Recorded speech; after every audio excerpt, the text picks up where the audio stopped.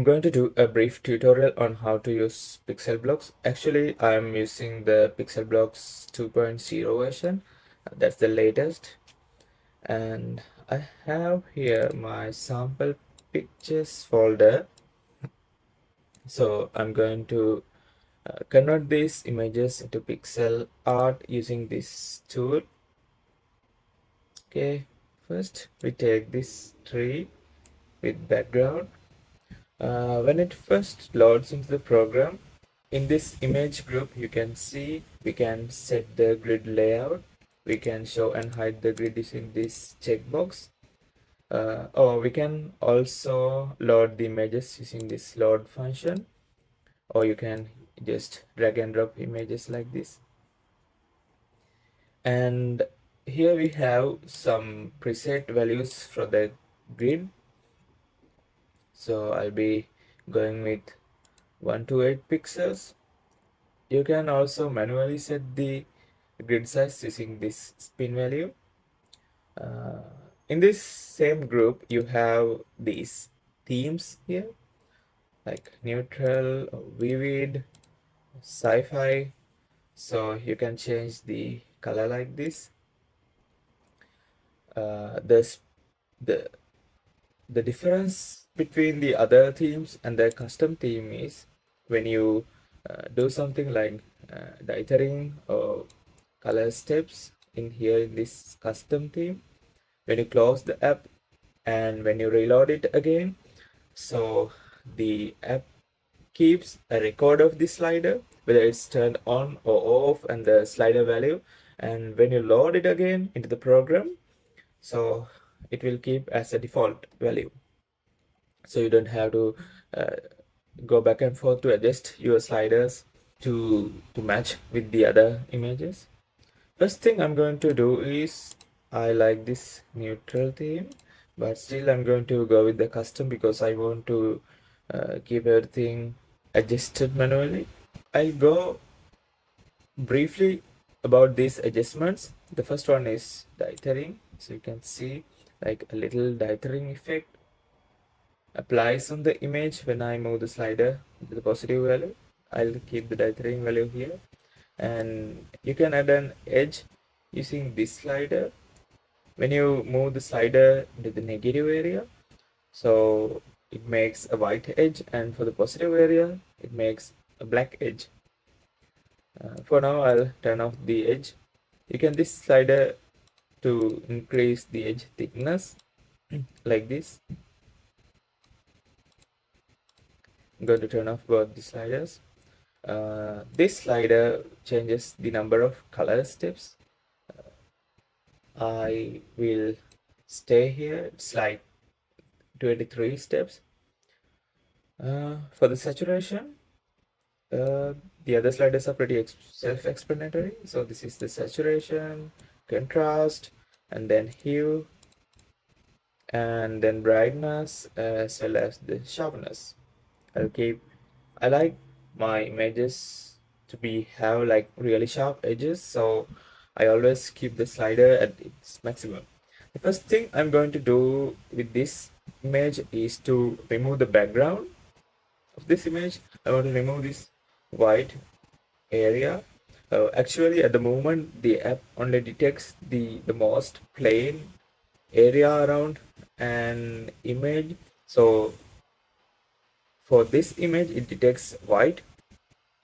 So I click on remove background, and when the slider is here, the background is completely visible. Or the other thing you have to notice is when I enable the remove background feature, so the other sliders, they just turn off.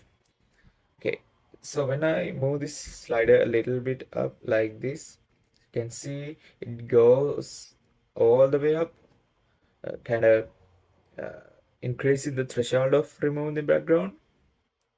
Okay, I think this value is fine. Now I have to do an important step, because while this is turned on and I open something like dithering, edge detection, or something like that, so the program will not work properly sometimes. So I would like to advise you to apply this before you do anything else. Like, it's just you hit this apply button and you can see it again applies the remove background feature because the slider is turned on. I want to turn it off. So this is the base image at the moment for the app. So app itself has loaded this image without the background into the app, so we can work on this app easily without going to these sliders individually. I will drop the saturation a bit and color steps as well, like this much.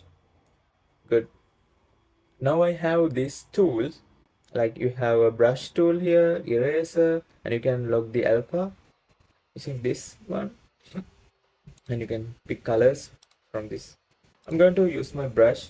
You can pick colors from these hotbars as well. I will pick a little green color.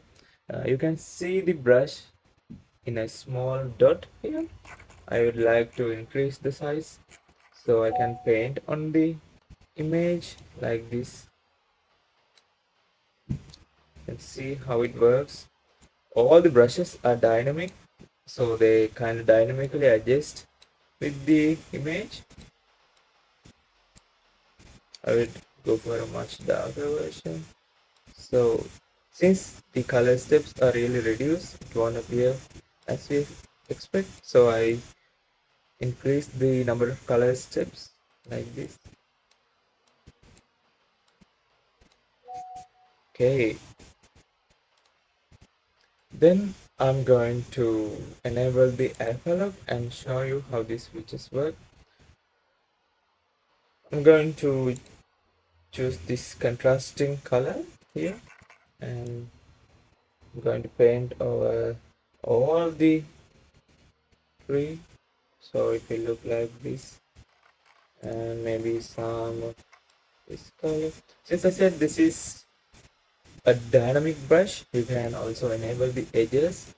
I'm going to lower the edge thickness. You can see how the brush detects colors.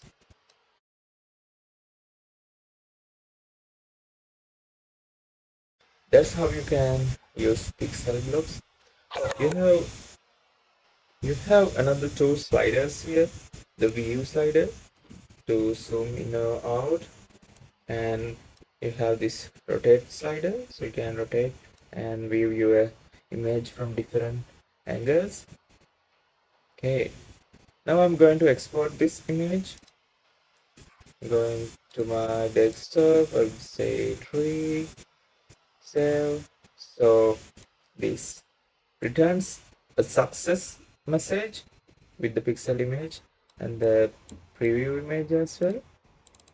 So this is the actual pixel image and this is the preview image. This is really helpful since we can't double click and see the actual pixel art.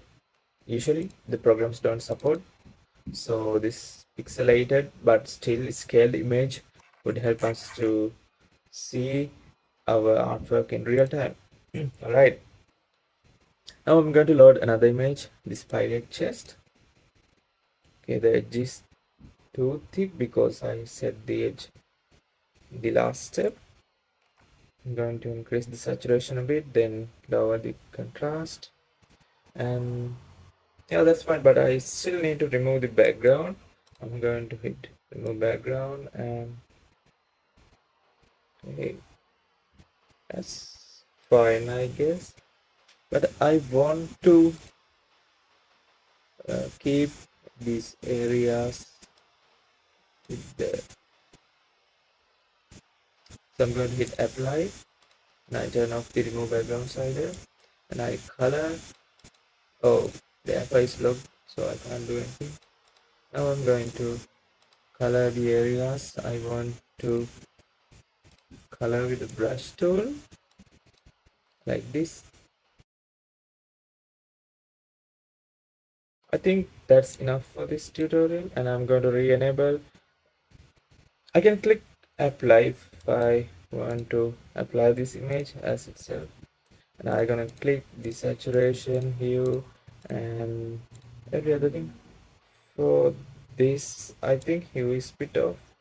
Okay, we can stay here, lower the color steps a bit, that's fine, and apply the edges. Maybe increase the saturation a bit like this.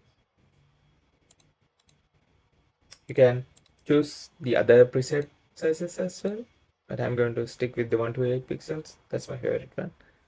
I'm going to export this to my desktop. Just save. Image saved successfully. That's my pixel test, and here's the preview. That's how you use PixelBlocks 2.0.